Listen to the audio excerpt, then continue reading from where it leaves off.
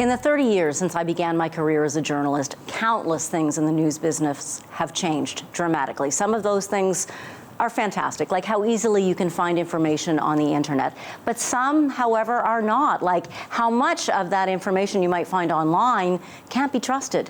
Cecil Rosner is an investigative journalist and our former managing editor here at CBC Manitoba. He's written a new book called Manipulating the Message: How Powerful Forces Shape the News. It launches this Thursday evening at McNally Robinson Grant Park. Cecil, thanks for joining us.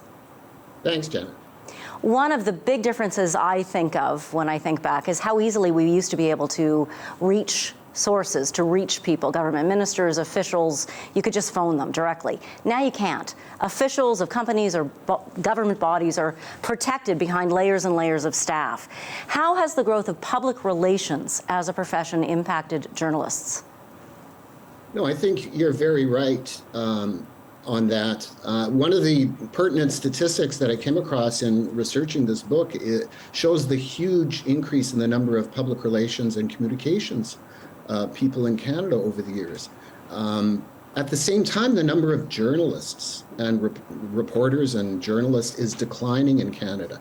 So today you have about 14 people in public relations and communications for every reporter in Canada. So what it means is that the average reporter has less and less time to sit and verify and figure out the truth of statements, whereas there are far more people trying to insulate institutions and government departments and whoever their clients are and present them in the best possible light. And of course, it's not in their interests always to present all of the information. Sometimes key information is omitted, but if reporters don't have sufficient time to do that kind of verification, I think ultimately it's the public that suffers. Okay, so there's massaging of the message, certainly by public relation professionals, but do we have evidence of things just being out and out wrong that are presented by these PR professionals? Lots. Well, let's talk about PR professionals and their clients. In my book, I present case after case after case of statements that have appeared in the media that turned out not to be correct. Not through specifically the fault of the reporters, but it's because that's the messaging that they've received. It could be a scientific study touting some new miracle drug. It could be a public opinion poll that didn't have a proper sample size. It could be a study that hasn't been properly peer reviewed. But information flows into newsrooms every day. Politicians are making promises every day. Think tanks are putting out reports every day. And it's up to journalists to figure out what is the truth of those statements and to subject all of that information to critical thinking and verification.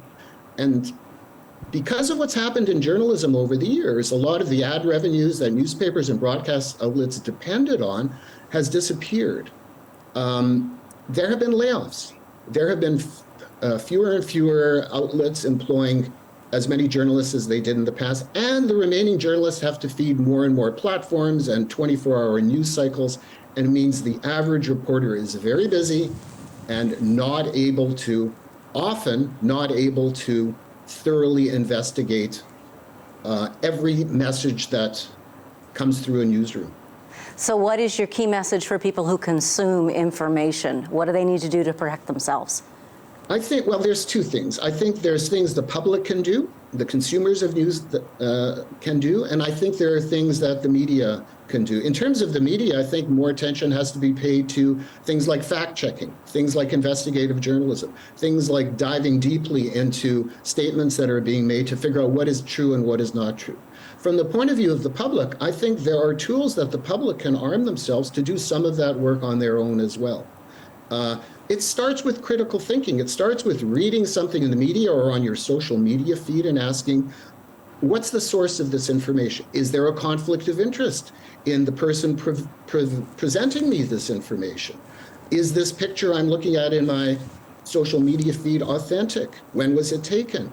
There are tools out there that allow the public to do that kind of work. So I think it's a joint responsibility, both on the part of the media and on the part of consumers of media, to try to do a better job of getting closer to that truth. Cecil Rosner, thank you for your time today. Thank you, Jenna. Thank you for watching the CBC Manitoba YouTube channel. Don't forget to like and subscribe. For the latest breaking news and top stories, download the CBC News app.